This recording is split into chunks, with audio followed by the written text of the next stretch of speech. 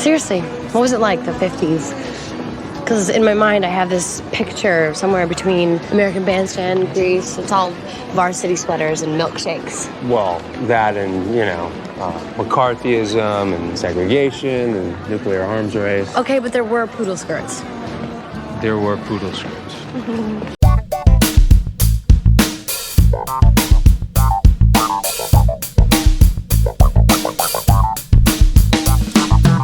Hey, there's Danny. She just moved here from Sydney, Australia. How are things down under? Oh, fine, thanks. Do a split, give a yell, shake the tip for over there. Cruising for a bruising. Listen to me. They're fleas on rats. Worse than that. They're amoebas on fleas on rats. Sandy, let me teach you how to French inhale. It's really cool. Watch. So what you guys think this is, a gangbang? You wish. Hey, Putsy. 15 minutes. It broke. How could it break? I bought it when I was in the 7th grade. The whole place a no parking zone, crater face. Come on, Sandy, don't make me laugh. Ha, ha, ha. Sandy? Tell me about it, stud. When Grease premiered at the Chinese Theater in 1978, it was a global sensation. Becoming the highest grossing movie of the year, it cemented itself into the culture much like other musicals that came out after Hollywood musicals were almost completely phased out post the 1960s, such as Hairspray and Wicked, musicals that existed in a small pond of musical flops that managed to stand out and become classics. As stated in other videos, I grew up with a Gen Xer for a mom, meaning it was inevitable that I would see this movie. Every generation has its musical, whether most people of that generation like musicals or not. The silent generation had The Wizard of Oz, boomers had The Sound of Music, Gen X had Grease, millennials had Chicago and Hairspray, and Gen Z has Wicked and Wicked. Wow, bleak. But like every generation, things overlap. Many people consider Grease to be a boomer and a Gen X movie due to the fact that the film takes place in the 1950s and paints what most people feel is an idealized portrait of an infamously regressive time in America. Completely unlike today, of course. Grease, like Hairspray, like Little Shop of Horrors, has always held a special place in my heart. Growing up, I was obsessed with consuming sitcoms and movies that my mom grew up with. Not sure what that is. I remember Quitting Reviews also saying that they watched the same sitcoms their parents grew up with. What's funny is that I enjoyed these things. I fell in love with Grease and proceeded to watch it about a million times, maybe more. Like Mean Girls or Friday, I could quote this movie to you backwards, forwards, sideways. Any way I can quote it to you, I can do it. I could recite every lyric, even with the songs that I fucking hate. And like with SpongeBob, lines from this movie have joined my vocabulary. If I hear someone say, "Tell me more," I will start singing, tell me more in my head. I can't help it. Watching Frankie Avalon just dunk on poor Frenchie for an entire song, a song that is literally my #1 favorite song in the movie, is just fun. And despite the many think pieces and critiques of this film, that seems to be something most of us can agree on. It's fun. Older people think the youths can't have fun. A few years ago, before her death, Olivia Newton-John responded to some controversy. I guess the BBC showed Grease on the telly one day, and a bunch of, well, according to the Express.uk, a bunch of woke idiots on social media called for the movie to be banned from British television. People complained about the rapey scenes, the famous bad girl transformation, and the misogyny. Something they aren't on is how Grease is just a fun movie that was extremely popular back in the day. Even our boy Piers Morgan chimed in, because Piers Morgan will always be at the scene of a politically correct crime. He felt the woke mob should be banned instead. And what did the late Olivia Newton-John have to say? I think in this particular instance, it's kind of silly because the movie was made in the 70s, about the 50s. It was a stage play, it's a musical, it's fun, she explained. The actress added, "I think we need to relax a little bit and just enjoy things for what they are." I didn't see it like that at all. I think it's just a fun movie that entertains people. That's all. I do find Grease entertaining. I also find it fun. But I also have a brain and a certain sense of knowledge of patriarchy and feminism, and I can't just turn my brain off because the movie is fun. The thing is, while Grease is embedded into our pop culture like West Side Story, people have always had mixed feelings on Grease. And even today, the Rotten Tomatoes score has decreased. A few years ago, it was at 74%. Now it's at 66%. Like I always say, Rotten Tomatoes is not the end-all be-all of movie reviews. I just like to use it to get a gauge of how people feel about certain movies, and it seems history isn't looking very kindly upon a movie that is considered such a classic. Emphasis on seems because, to my surprise, Grease may have been the highest-grossing film of that year, but it was not universally beloved. Something that really grinds my gears is the way people, and usually older people, love to just shit on the youths for being too woke about a movie from 1978 or whatever. They don't like that we're using today's morals to critique an old movie. An old movie that at the time, no one had a problem with. Except that's not true.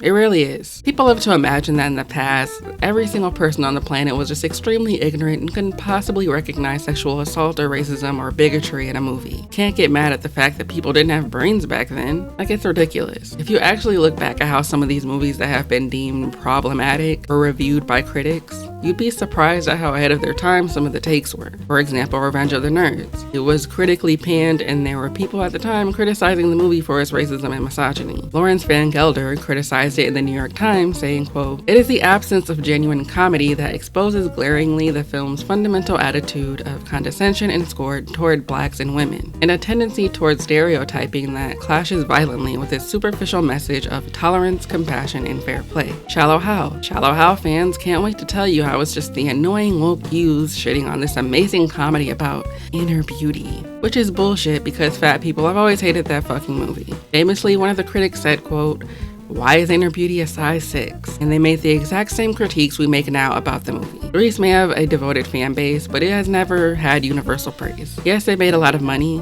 but that doesn't mean it's good. That just means it made a lot of money.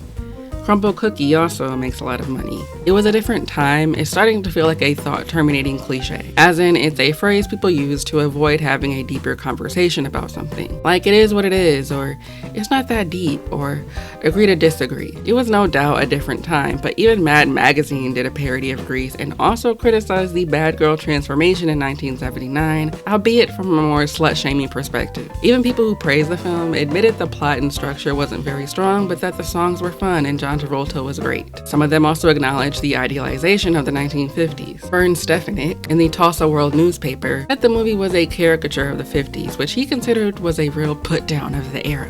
In the opening paragraph, he ponders whether we're supposed to be laughing with the film or at the film. He also said this, and there's one last item which spells disappointment for Grease. Nighttime prices are $4 per ticket. That's a big price to pay to watch a film whose only message is that we of the 1970s could be cute, putting down those of the 1950s. Wow, $4. Wow. And for the people who love to make the old and tired joke about 30-year-olds playing teenagers, they were saying that then too.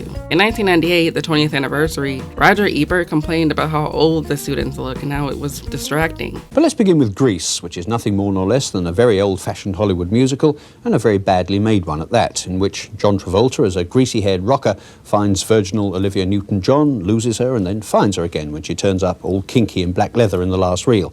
All of this, I may say, being set in the 1950s in an American high school, populated by the oldest bunch of teenagers in the world, many of them so venerable that they must have been trying to pass their O-levels for about 15 years. Vince Canby said in a 1978 New York Times review that the gang at Old Rydell High, which is the universe of Grease, is unlike any high school class you've ever seen except in the movies. For one thing, they're all rather long in the tooth to be playing kids who'd hang around malt shops. For another, they are loaded with the kind of talent and exuberance you don't often find very far from a musical stage. They not only portray characters, but effectively make comments on them. On the more negative side, a piece from that same year by Gary Arnold told readers to grin and grimace through it. Grease is a skimpy but energetic show purporting to take a tongue-in-cheek nostalgic glance at the clinches of high school culture in the rock and rollin' 50s, has attained a durable theatrical success.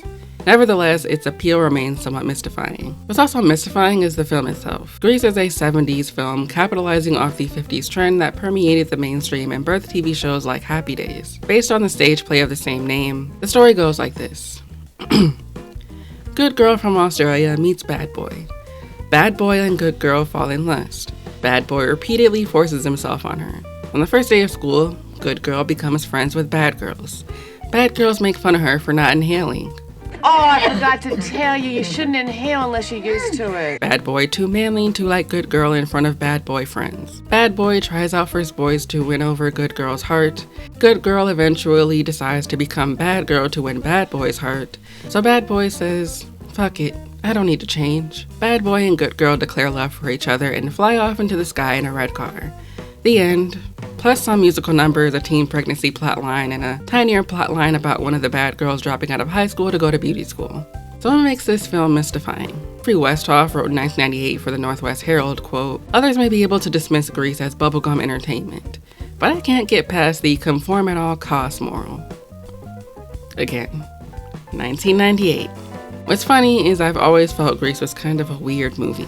The way it just cuts to the animated opening credit sequence, or when I was watching this recently with a friend who had never seen it, she pointed out how we go from "you're the one that I want" and we go together in the most jarring way possible.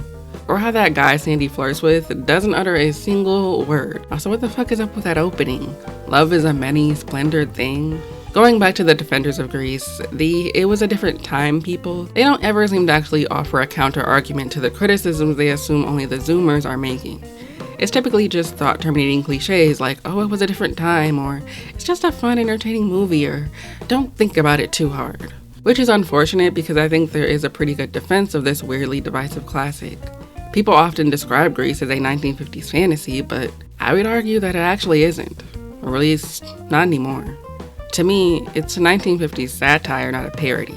Parody tends to just mock where satire condemns. The writers of the stage play nor the film intended for it to be that way, obviously, but it's hard to watch this movie now and think, I want to go back to 1958.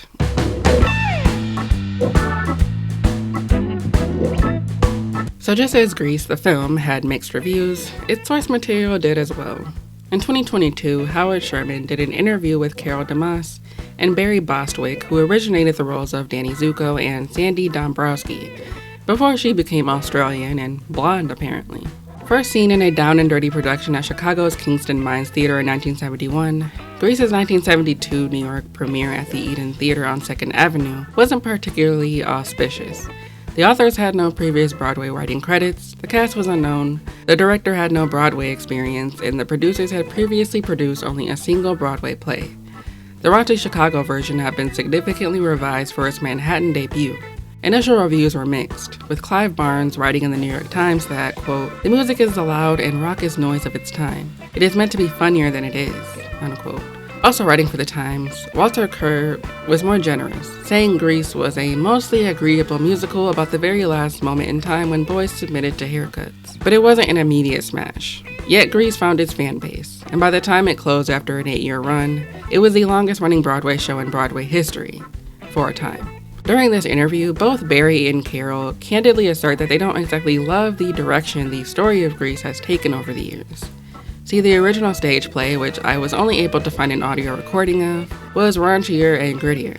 That scene in the Grease Lightning number when Danny runs around the car with Saran Wrap was a reference to the stage play. It was a cheeky metaphor for a condom because, in case you forgot, Grease Lightning is a pussy wagon. Although, I prefer Sin Wagon. You think I'm gonna stay here with you in this sin wagon? We were all products of the late 50s, so we had in our memory banks the sound and the feelings of what those songs did to our emotional lives. And now they were the soundtrack for our high school memories. I don't think that we were quite as rough and really over the top with the music as the play progressed over the years. It just got sillier and wider and bigger and more caricature-y. I think that we were still somewhat playing the real characters. Even though we were too old to be playing them, I think there was an honesty to the piece that over the years has lost its teeth. Upon listening to most of the audio recording, I kind of skimmed through it because the dialogue is not super easy to make out, at least not for me. But I had the Wikipedia page open in the next tab to help guide me, so from what I heard and read, the movie is maybe like 80% faithful to the play. Most of the songs are the same, though the stage play has way more songs and some that aren't used in the film, like All Choked Up, which was replaced by You're the One That I Want, and Alone at the Drive-In, which was replaced by Shandy. Some of the songs that are included are placed in a different part of the story, like We Go Together, which first appears at the end of Act 1 when the Greasers mock Marty and Eugene, and is reprised at the end of Act 2. Sandy, not from Australia in the source material, but somewhere, has a much broader backstory. She actually got kicked out of Catholic school, and that's why she has recently moved next to Frenchie. Sandy is also a little more assertive than she is in the movie. The film refers to Danny's Greaser gang as the T-Birds, but in the stage play, they were the Burger Palace Boys, which... what? So I guess that's also where the Frosty Palace comes from? Why didn't they call them the Frosty Palace Boys? Towards the end of the interview with Carol and Barry, they maintain their disdain for what they call the bubblegum cotton candy treatment the beloved musical has gotten since the film adaptation's success. I would love to see it on stage with real teenagers that had talent. Even the version on television didn't have that naivete and bravado that I think we tried to bring to it. I don't love when the whole thing becomes very cotton candy, bubblegum really, because it seems to take away some of the significance of the show for me. It just becomes a lot of fluff. You can see how it lends itself to that. But one of the things I talk about with the kids that I work with sometimes is that these kids feel all the things you feel. But they aren't exactly you because they don't. They didn't have what you have. I understand why that would be frustrating. It wasn't as though the watering down of the original story started with the film. Even the stage play watered down some details as it started to gain more mainstream popularity. In order to appeal to the mainstream, they had to add some cheese, or a lot of cheese. No.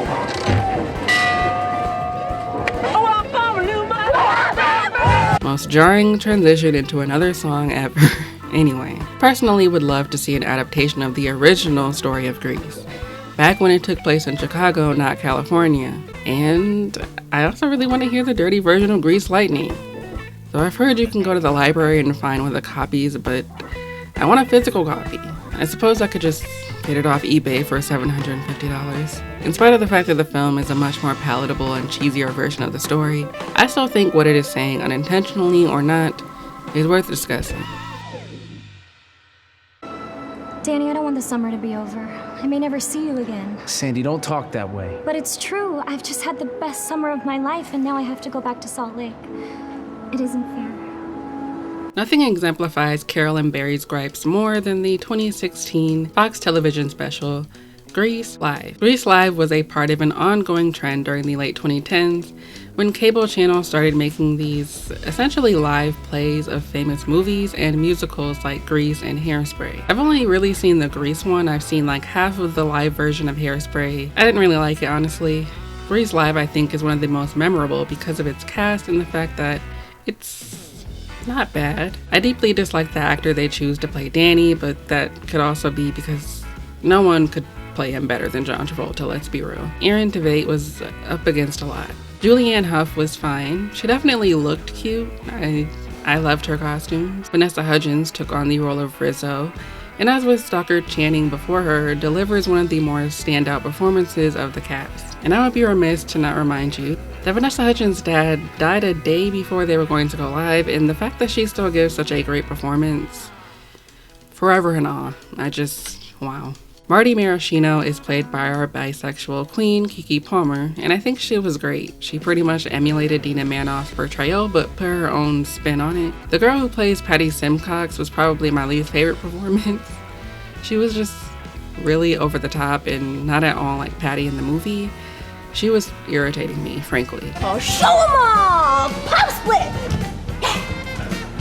Carlos Penavega from Big Time Rush played Kaniki. Carly Rae Jepsen played Frenchie. Boyz II Men made a cameo as the teen angel from Beauty School Dropout. Some of the cast members from the movie made cameos as well, such as Didi Khan, aka Frenchie, who never fails to show up at a Grease event. Love her. Along with Barry Pearl. And Jessie J sang Grease is the Word while walking through the back of the stage, past the cast's dressing rooms, and soon onto the set of Rydell High School. As much as Grease Live almost completely raised the tale of its sexual innuendos and glorification of smoking, I actually really enjoyed watching it live. I watched it with my mom, of course, and I think they did a pretty good job trying to capture the spirit of the original movie, while also making it their own to some degree. I loved the sets, I loved the costumes, I loved the creativity, especially in the drag race scene. Like, me and my mom were wondering, how are they gonna do the race? And it was pretty clever how they did it. And even though nothing could top the milkshake scene, and obviously it's live, so Vanessa couldn't throw it in his face, it was good enough. You from me, Pinky Lee! I don't know, there was just something about the way Stockard Channing is just like, finish this, and just throws an entire glass of milkshake into this man's face. I don't condone doing this to people, but it's just an psychotic scene. I don't know what to tell you. Grease Live also tried to be more diverse, and they did the classic Hollywood thing of keeping the leads white, but the supporting cast with a little more melanin, just a little.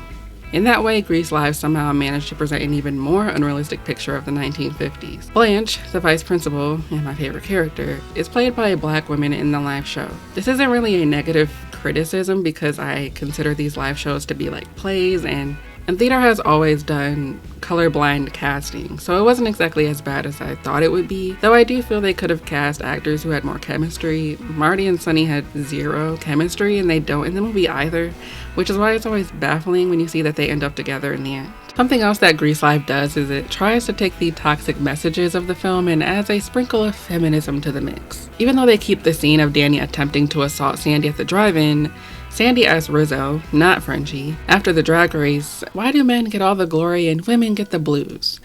Then says, what's the point of living if you don't take a few chances? Rizzo runs to the girls declaring that they've got another victim. So Sandy decided to change, not for a man, no. She changed because she wants to take a chance on life. Earlier in the show, there's a scene that's not in the movie where Sandy sings a reprisal of Look at Me, I'm Sandra Dee in the mirror and tries on lipstick.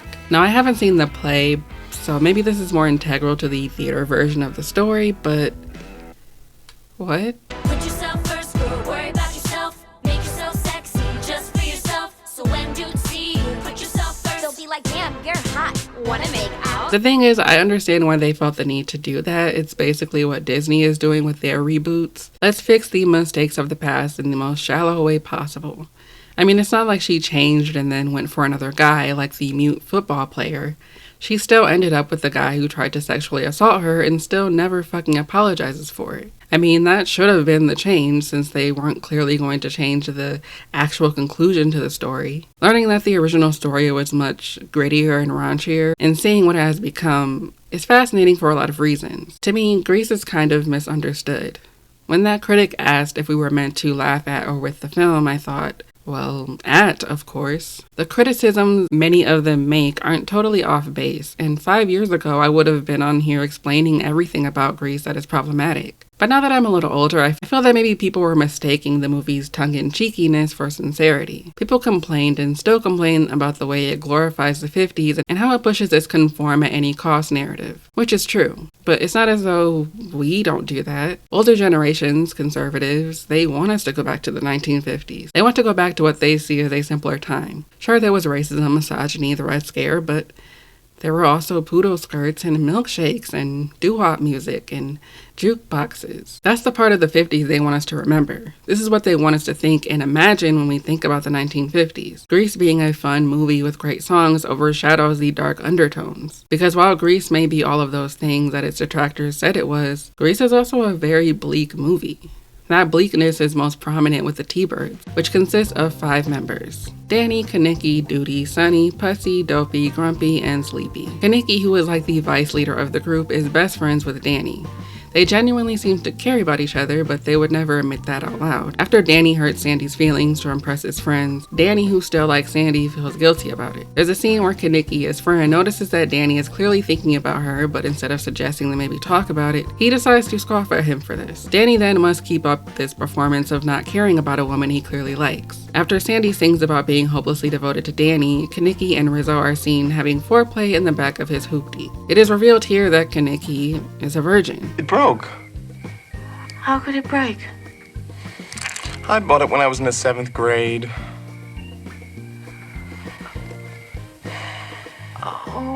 Well, not explicitly, but it's fairly obvious that Kenickie really likes Rizzo, and is maybe more sensitive than he pretends to be around the boys. Like with a lot of men, sadly, he doesn't feel comfortable opening up about this until he's around a woman like Rizzo, who doesn't judge him for this. Outside of this car, however, you can hear him making sexist remarks about how women are only good for one thing. Before summer night kicks off, we see Pussy looking up a woman's skirt before being outed by Duty. Pussy is also a virgin who ends up asking Jan, another Pink Ladies member who is fat-coded, to the school dance. Duty, who also makes tit jokes, appears to be in an exclusive relationship with Frenchie, and I don't really see much of an issue between these two.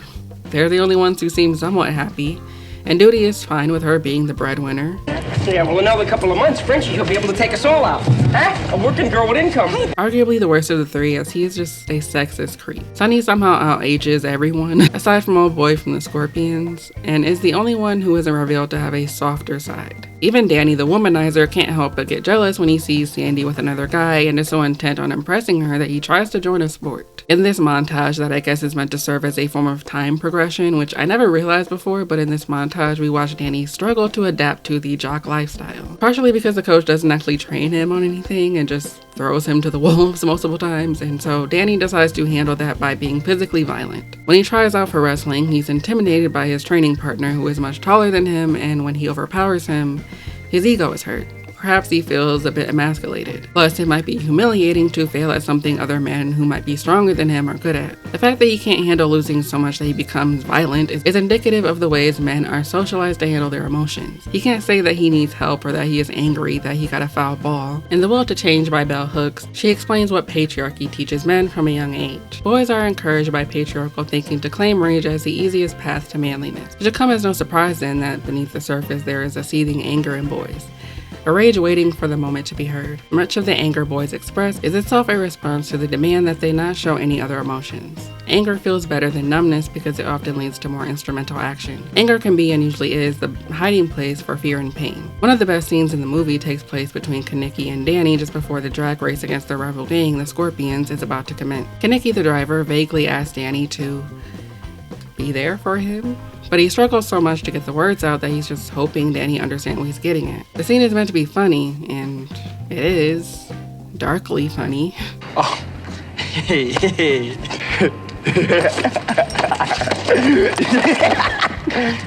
It's hard to tell if the writers on some level knew that they were commenting on a real conundrum men face in their own friendships with other men. The inability to be vulnerable with each other out of fear that it will make you look less cool, which is really just less of a man. If we set apart Sonny's misogyny, or lifting up Patty's dress at the dance, or spiking the punch with alcohol, it's safe to say that Danny is the rapiest of them all. Twice in the film, he forces himself on Sandy, the second of which occurs after gifting Sandy some ring we can barely see. Sandy feels this piece of tin he struggled to remove from his finger is a sign that he really cares, you guys. Oh, Danny, this means so much to me, because I know now that you respect me.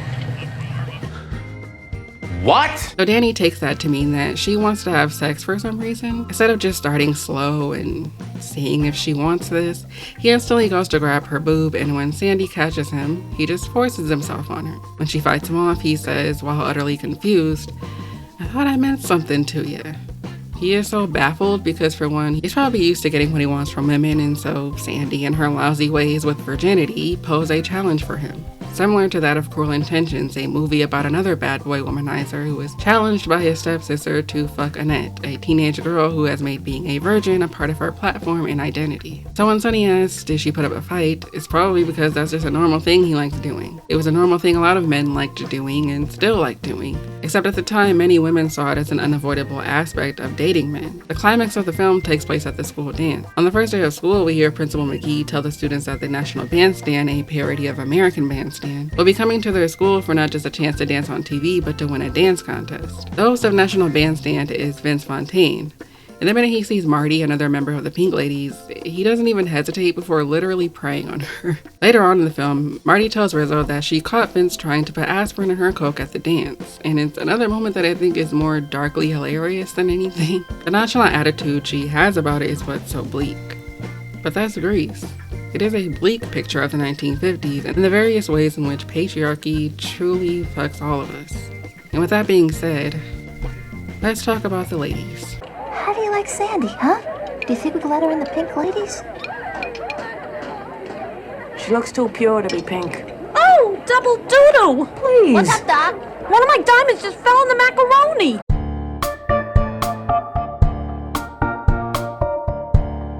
Betty Rizzo, played by Stockard Channing, is a lot like Sharpay Evans from High School Musical. They're both infamous Mean Girl characters who had better costumes, songs, and more interesting plot lines than the female lead. Rizzo is the leader of the Pink Ladies, and she leads with dark sunglasses with her Pink Ladies jacket resting on her shoulders. She looks confident. She exudes confidence, but underneath, Rizzo harbors jealousy toward good girls like Patty Simcox and Sandy Olsen. She handles that jealousy by being a mean bully. Safe to say that Rizzo isn't much of a girl's girl. There are certain types of women she does not approve of.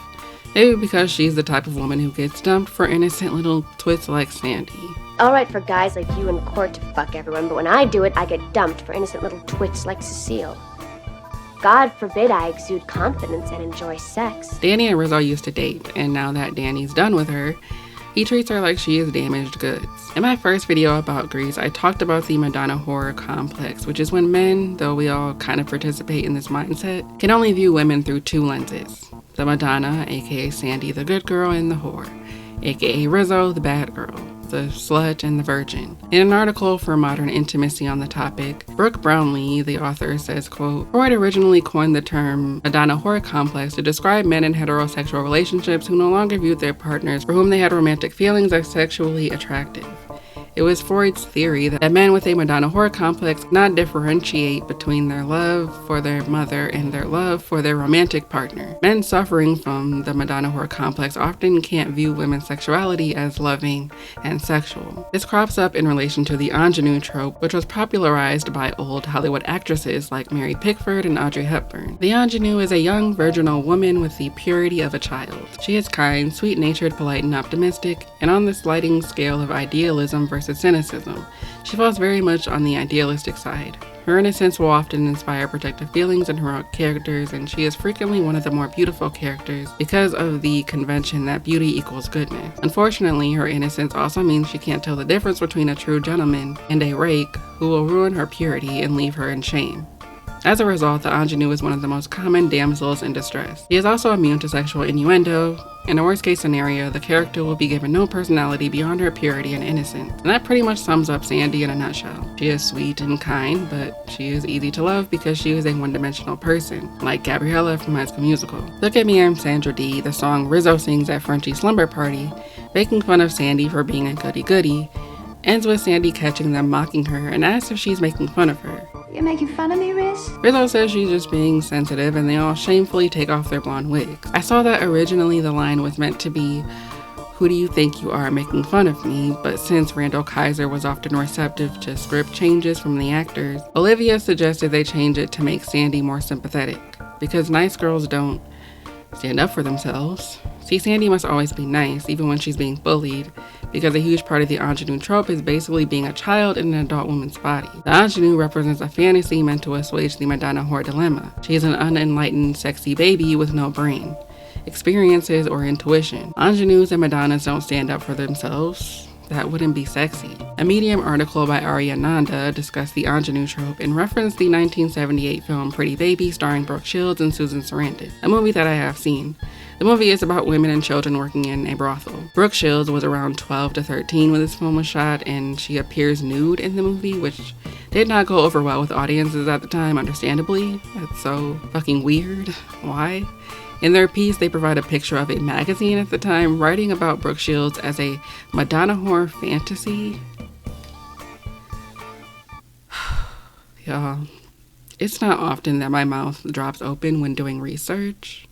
I read fucked up shit all the time, and that's all I could do when I was straining to read this. The most perfect nymphet in all of creation has been found in America. Her name is Brooke Shields. Brooke's hair is elegant, brown and clean, her skin pale and something, her eyes sinfully blue, and her lean body just starting to curve into womanhood. She's a sultry mix of all-American virgin and whore. She's the hottest new young thing in movies since a smoldering preteen named Elizabeth Taylor stiffened up Louis Mayer's cigar. She is only 12 years old and destined to be the sex symbol of 1964. What the fuck? How disgusting. But also, whoever wrote this was just saying the quiet part out loud. With women, you will be both shamed for being a virgin as well as being a slut, so if you can be both, that's a dream. Are you nervous? About what? It'll hurt, dummy. So nervous. How long has it been? Oh, a month? A month and 6 months. 7 months. How many guys have you been with? 2, does that count? 2 guys? Like, 2? Is that a lot? Oh man, I love girls like you. You're like a diamond in the rug. Get ready for this, you sweet, innocent whore bag. Okay, I'm sorry. I don't understand what you want. Do you want the Madonna or the whore? Yeah. Which one? Both. Look, it's not hard to understand. I need you to be like a sexual Goodwill Hunting. You have no formal education, but then you see my dick and you just get it. Being a slut is something men claim diminishes a woman's humanity. but it's also something that turns them on. In porn, even men will call women the very thing that they'll later shame them for. Like with Vanessa Hudgens when her nudes got leaked, or with Sydney Sweeney, who has gotten naked on screen more than once. Even though our society, and more specifically straight men especially, want to see titties, if you either choose to bare your breasts or you have your breasts shown to the world against your will, you will then be shamed for having a body. As Ford himself once said, "Where such men love, they have no desire. And where they desire, they cannot love." The Madonna whore complex is what leads men like Danny to treat Rizzo the way he does. He's already had her, she's already opened her legs, and according to Kanicki, women like that are only good for one thing. To cope with these feelings of anxiety, they compartmentalize their romantic love for women they deem to have the qualifications to be a wife and mother, but have little to no sexual arousal and devalue women they consider promiscuous, to whom they sexually desire. In other words, men with Madonna whore complex can only become fully sexually aroused when reducing their partner to a sexualized object, degrading her in the process because she's the good girl, or the Madonna, can't be fully sexually desired. This obviously puts women between a rock and a hard place. It's what pushes women to play hard to get, because if you don't, then you're being thirsty. If you have sex on the first date, you'll be told that that's unladylike and that he will no longer respect you. But if you make him wait too long, you're being a tease. We are told that it doesn't matter what we want. It's what the men want, and it's about taking the right steps to ensure your status as a worthy woman whose body hasn't been tainted. A central part of Rizzo's plot is that she has a pregnancy scare, though no one knows that that's why she's upset at first, and it causes Kanicki and Rizzo to break up after having a fight at the diner. Post the dance at the drive-in, Rizzo informs Marty in confidence that she's pregnant, and Marty, being the great fan that she is, instantly tells Sonny of all people, and the news spreads like wildfire. Out of fear of appearing too vulnerable, Rizzo lies and says that the baby isn't his. Back at school, Patty Simcox and her cheerleader friends gossip about Rizzo, and this is what leads into There Are Worse Things I Could Do, a good but unclear song that kind of half calls this out. She says that there are worse things that she can do than go with a guy or two, but that she could also flirt with a bunch of men, lead them on, and then reject them. But that's a thing she'd never do, don't worry. Leading men on and not giving them what they want after you've teased access to your body is seen as the most evil thing a woman could do. I guess more evil than assaulting someone at a drive-in. But also, refusing sex is also bad apparently, even if you didn't come on to him. Like the Madonna whore complex, both Sandy and Rizzo are both shamed for who they are to some extent. Gotta go, I have to talk to Danny. I see the way he looks at you, you know. Well, he never looked at me that way. No guy's ever looked at me that way. The right guy will. The thing about Sandy is that she's not this pure prude that everyone keeps describing her as. Sandy is not a prude. She never expresses her feelings about sex in the movie. She just hasn't had sex yet. She never judges the girls for smoking, just says she doesn't smoke. People aren't allowed to not smoke or have sex. I know it's high school and peer pressure is not an uncommon thing in a teenager's life, but the movie ends with Sandy becoming one of them, as if it was necessary that she needed to change. The Sandy transformation is one of the most common criticisms of the movie, and I have made similar points in the past, but now that I see this as a 1950s satire, I think the situation is a lot more nuanced than that. Rachel Hills wrote a piece for Time about the problem with the way each generation has talked about sex. Since the 50s was such a regressive era, the fight for sexual freedom was maybe a bit supercharged. Back then, Time argued young people had something truly oppressive to rise up against. The rebels of the 1960s, on the other hand, had only the tattered remnants of a moral code to defy. In the 1920s, to praise sexual freedom was still outrageous, the magazine opined. Today's sex is simply no longer shocking. Today, the sexual revolutionaries of the 1960s, typically portrayed as brave and daring, and their predecessors in the 1920s forgotten. But the overarching story of an oppressive past and a debauched, out-of-control present has remained consistent. As Australian newspaper The Age warned in 2009, many teenagers and young adults have turned the free sex mantra of the 1970s into a lifestyle. And older generations simply don't have a clue. Contrary to popular belief, every generation has been just as horny as the one before it.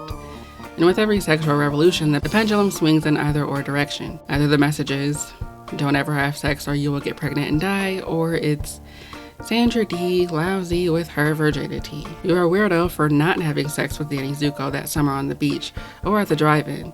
But if you do have sex, you'll be discarded and called sloppy seconds once the guy moves on. Both are presented with prescriptions on how to be sexually liberated, even though we all seem to lose in the end anyway. We want the stigma and shame around sex to be eradicated so bad that we also want to perpetuate this idea that not having sex makes you some kind of naive baby who doesn't know anything. That is how Sandy is treated. This mindset completely leaves out the fact that some people genuinely don't ever want to fuck. It's not something everyone desires. This is also why I kind of hated that No Hard Feelings movie that came out a couple summers ago. Anytime a virginal character is introduced in anything, they are treated like an ingenue. One of the grossest examples of this is Donna Martin in 90210. As Rachel Held points out in the timepiece, we assign way too much importance to sex itself. For all of our claims of open-mindedness, both forms of anxiety are still alive and well today. And that's not just a function of either excess or oppression. It's a consequence of a contradiction we are yet to find a way to resolve, and which lies at the heart of sexual regulation in our culture. The sense that sex can be the best thing or the worst thing. But it is always important, always significant, and always central to who we are. Whether we're having it or not, it's supposed to define you and your worth. That's why the Sandy transformation, while bleak and frustrating, isn't that far off. Before seeing the new Sandy, Danny finally tells his friends that he cares about her and will do anything to be with her. Danny was on the brink of possibly redeeming himself a little, but in walked Sandy in her red shoes. It was Sandy who needed to just conform rather than disrupt the status quo by having Danny admit to being an ass. Something similar happens with the pregnancy scare plotline. Once Rizzo realizes she's not actually pregnant, she and Kaneki just get right back together. Sonny and Marty get together even though she makes it clear that he grosses her out for most of their scenes together in this movie, and when the gang asks what's going to happen to their little clique once they graduate, Danny assures them that they will never drift apart. In Grease Live, Sandy asks why women always get the blues and men get all the glory. Men may get the glory, but the men in this story are sad, sensitive, and emotionally stunted. And the women, at least Sandy and Rizzo, are two women being pitted against each other for their purity or lack of purity. Carol DeMoss and Barry Bostwick were correct in their opinion that the story has become way too bubblegum and caricature-y. I agree that the way this movie forces everyone, including Jan, who we're supposed to think has lost a significant amount of weight, to conform, and then ends on this extravagantly corny song about how we'll always be together. As I said earlier, it's jarring. But that to me is why I see Grease as more of a reflection than just an endorsement. Grease holds up a mirror, albeit an extremely white mirror to us. We are currently living in a backlash, something that happens anytime a tiny modicum of progress has been made. And as Republicans gain more and more power in this country, we in a lot of ways are being forced to conform. We're being told that what that guy did to us on that date was an assault, and that you're a bitch for leaving him at the drive-in. It wants women to continue being shamed for getting pregnant out of wedlock or for having sex, and it wants women to feel remorse when refusing sex from an asshole. The male critics may scold the film for encouraging women to be sluts for men, but that is also what conservatives want. Women to bend and contort themselves for the male gaze, to change ourselves to appease them. And it certainly doesn't want men to be vulnerable. It wants them to be embarrassed when they hug their best friend, and wants them to treat women like garbage in order to uphold their sense of male supremacy. Oh, hey, you seen the ones over there? Yeah, the same old chicks everybody's made. Let's go, bro. They don't want men becoming more in touch with their emotions because that's not what makes a real man. And even though we can see the pain and the struggle of these people who just want to be themselves or are so emotionally stunted that they feel they can't, what we focus on is the poodle skirts, the fun songs, the milkshakes, and the iconic outfit that Sandy dons at the end. And with that I say, A-wop-bop-a-loo-bop.